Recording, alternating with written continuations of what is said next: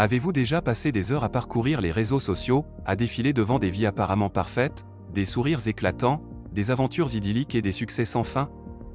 Et en les regardant, n'avez-vous pas ressenti un pincement au cœur, une pointe d'envie, ou même une profonde tristesse en comparant ces tableaux idéalisés à votre propre réalité, parfois plus complexe, plus nuancée, moins photogénique? Le paradoxe est que derrière ces façades lumineuses se cache souvent une autre réalité, moins glamour. Aujourd'hui, sur Psy Minute, nous allons lever le voile sur un phénomène silencieux mais omniprésent de notre ère numérique, le fake happy, ce besoin impérieux de simuler le bonheur sur les réseaux sociaux. Préparez-vous à plonger dans la psychologie de cette mise en scène, à comprendre pourquoi nous le faisons, et surtout, à découvrir comment retrouver une connexion authentique avec votre véritable bien-être, loin des filtres et des likes. Le scénario de la perfection. Qu'est-ce que le fake happy? Le concept de fake happy est ancré dans notre quotidien numérique, même si nous ne le nommons pas toujours ainsi.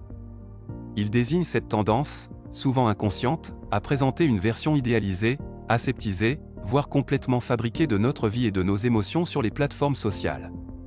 Il s'agit de cette photo parfaitement mise en scène d'un petit déjeuner équilibré alors que le reste de la cuisine est en désordre, de ce sourire radieux posté juste après une dispute, ou de ces vacances de rêve qui ont en réalité été émaillées de stress et de déception.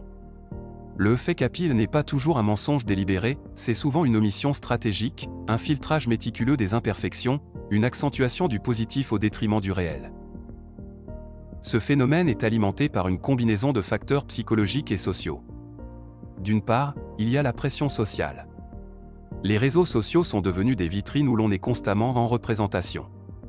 L'algorithme favorise l'engagement, et le bonheur apparent génère plus de likes et de commentaires. Il y a une attente implicite de réussite, de joie, de perfection.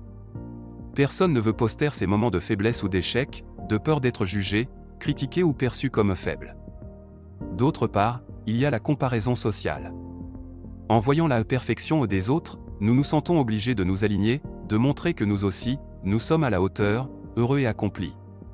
C'est une boucle rétroactive, plus nous voyons de bonheur simulé, plus nous nous sentons contraints de simuler le nôtre, créant ainsi une illusion collective qui enferme chacun dans une performance perpétuelle. Le fake happy est donc ce masque brillant que nous portons pour naviguer dans l'arène sociale numérique, un masque qui, paradoxalement, nous isole de notre propre authenticité et des autres. Les racines psychologiques. Pourquoi jouons-nous ce jeu? Pourquoi, alors, nous sentons-nous si obligés de jouer ce jeu de la perfection? Les raisons sont profondément ancrées dans notre psychologie humaine et exacerbées par la nature même des réseaux sociaux. L'une des motivations principales est le besoin d'approbation et d'appartenance. Depuis la nuit des temps, l'être humain a un besoin fondamental d'être accepté par sa tribu. Sur les réseaux, les likes, les commentaires positifs et le nombre d'abonnés sont devenus les baromètres de cette approbation sociale. En affichant une vie parfaite, nous espérons obtenir cette validation, cette reconnaissance qui nourrit notre ego et nous donne le sentiment d'être suffisamment bien. La peur du jugement et de l'exclusion est un puissant moteur de cette mise en scène. Un autre facteur est la peur de la vulnérabilité. Montrer ses faiblesses, ses doutes, ses moments de tristesse, c'est s'exposer. Et dans une culture qui valorise la force et la réussite sans faille, la vulnérabilité est souvent perçue comme un signe de faiblesse. Nous craignons que si nous nous montrons sous notre vrai jour, avec nos imperfections, nous serons rejetés ou exploités. Cette peur nous pousse à créer une carapace numérique, un personnage qui ne laisse transparaître que ce qui est socialement acceptable et admirable. Le fake happy devient alors une armure, une stratégie de survie dans un monde perçu comme impitoyable. Enfin, il y a l'illusion du contrôle.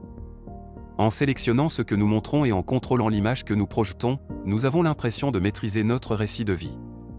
Cela peut être une façon de faire face à des situations réelles où nous nous sentons impuissants. Si notre vie réelle est chaotique, la possibilité de créer une version ordonnée et joyeuse en ligne peut offrir un sentiment temporaire de maîtrise. Cependant, cette illusion a un coût élevé, elle nous éloigne de notre authenticité, crée une dissonance cognitive entre notre moi réel et notre moi numérique, et peut conduire à un sentiment accru de solitude, car personne ne connaît vraiment la personne derrière le masque. Les conséquences cachées du fake happy sur notre bien-être. Si le fake happy peut offrir des bénéfices temporaires comme l'approbation sociale, ses conséquences à long terme sur notre bien-être mental et émotionnel sont souvent dévastatrices.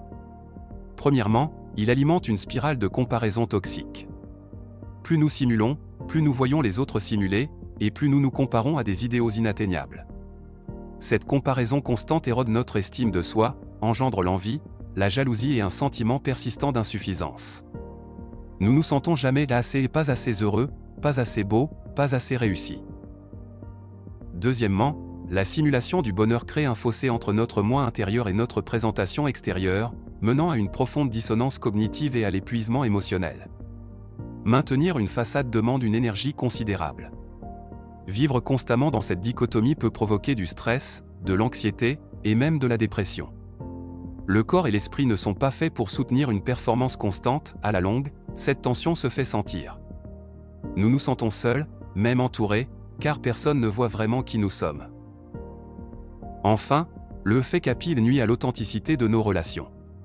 Si nous ne montrons que nos facettes parfaites, comment les autres peuvent-ils nous connaître et nous aimer vraiment, avec nos vulnérabilités et nos imperfections ?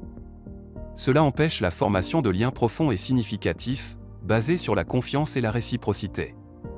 Les relations virtuelles deviennent superficielles, et la solitude grandit.